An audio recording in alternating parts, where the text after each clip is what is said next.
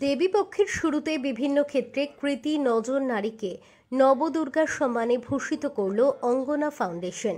শনিবার সন্ধ্যায় হাওড়া শরৎ সদনে নজনের হাতে তুলে দেওয়া হল নবদুর্গার সম্মান। এবছর তৃতীয় বর্ষে পদার্পণ করল এই সম্মাননা অনুষ্ঠান। অঙ্গনা ফাউন্ডেশন সমাজের পিছিয়ে পড়া অংশের মানুষের জন্য কাজ করে আসছে সূচনা লগ্ন থেকে। সংগঠনের পক্ষ থেকে প্রতি বছর 5 জন মেধাবী ছাত্রীকে পড়াশোনার জন্য আর্থিক সহায়তা দিয়ে থাকে অঙ্গনা ফাউন্ডেশন। তাদের এই উদ্যোগকে সাধুবাদ জানিয়েছেন ডক্টর মৈত্রী ভট্টাচার্য। মানে এটা তো একটা খুবই ভালো প্রয়াস, যার জন্য আমি আমার সমস্ত কাজকর্ম ফেলেও এখানে এসেছি এটাতে।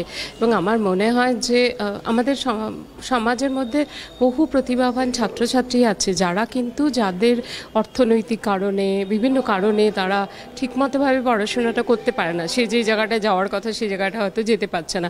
আবার উল্টো দিকে আমাদের অনেকেরই ক্ষমতা আছে যে আমরা এই আর্থিক সাহায্যটা দেওয়ার মতো জায়গায় তো, কিন্তু এই যে করাটা মানে কিভাবে করা হবে এই জায়গাটা, যে সাহায্য করতে পারে সে যার নেই তাকে সাহায্য করা, এই জন্য যেভাবে অঙ্গনা ফাউন্ডেশনে গিয়ে এসছে ছাত্রীদেরকে সাহায্য করছে, আমরা তো সত্যিই বলবো যে এটা সত্যি একটা কৃতিত্ব দাবি করেন তারা এই কাজটার মধ্যে। এবং আমি ভবিষ্যতে আশা করব শুধু অঙ্গনা ফাউন্ডেশন না, আমরা সবাই এগিয়ে আসবো এই কাজের জন্য। অনুষ্ঠান অতিথি হিসেবে উপস্থিত ছিলেন হাওড়া বিজ্ঞান মঞ্চের সহ সম্পাদক শঙ্কর মুখার্জি, বিবেকানন্দ ইনস্টিটিউশনের প্রধান শিক্ষক শতদল গায়েন, অধ্যাপিকা মৈত্রী ভট্টাচার্য সহ বহু বিশিষ্টজন, গুণীজনেরা। সমাজের বিভিন্ন ক্ষেত্রে লড়াই করে বিশেষ কৃতিত্ব অর্জনের জন্য 9 জন বাস্তবিক দুর্গাদের যোগ্য সম্মানে সম্মানিত করা। জাতি, ধর্ম, রাজনীতির ঊর্ধ্বে সমাজের সকল নারীদের উদ্বুদ্ধ করতেই ছিল এই আয়োজন। এদিন 9 জন নবদুর্গাকে স্মারক, পুষ্পস্তবক এবং উত্তরীয় পরিয়ে সম্মাননা জানানো হয়। তার হাতে স্মারকপত্র তুলে দিচ্ছেন প্রতীক মিত্র, ডক্টর প্রতীক মিত্র। খুব ভালো লাগছে, খুব ভালো উদ্যোগ এটা আজকের অঙ্গনা ফাউন্ডেশনে, এবং এতজন 9 জন মহিলাকে দেয়া হলো সমাজের বিভিন্ন ক্ষেত্র থেকে। খুব ভালো লাগছে, এবং কারণ আমরা যারা মহিলারা যতই চারিদিকে সামাজিক উন্নতি হোক, এবং আজকের দিনে দাঁড়িয়ে মহিলাদের অনেক কিছু ফেস করতে হয়। আজকের দিনে দাঁড়িয়েও বহু মেয়ে আছে যারা অনেক হায়ার স্টাডিজ করতে চায় কিন্তু বাড়ির থেকে সেই সাহায্যটা পায় না।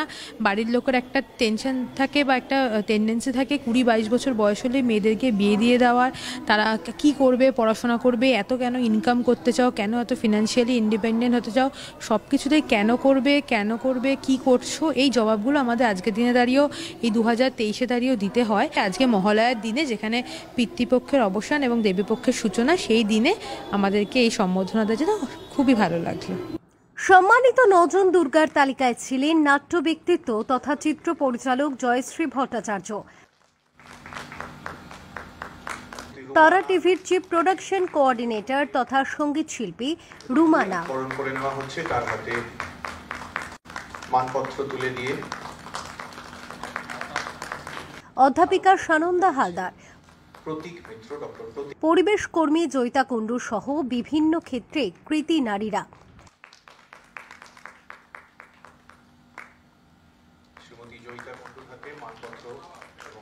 সকলেই অঙ্গনা ফাউন্ডেশনের এই উদ্যোগকে সাধুবাদ জানিয়েছেন।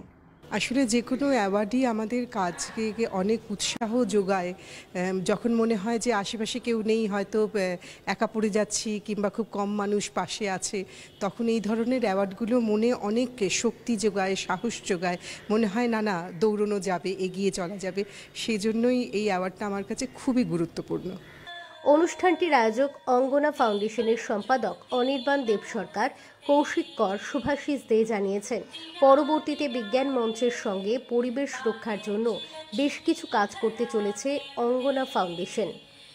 অ্যাকচুয়ালি আমি নিজেই স্কুল লেভেল থেকে এই ধরনের কাজ করতে অভ্যস্ত।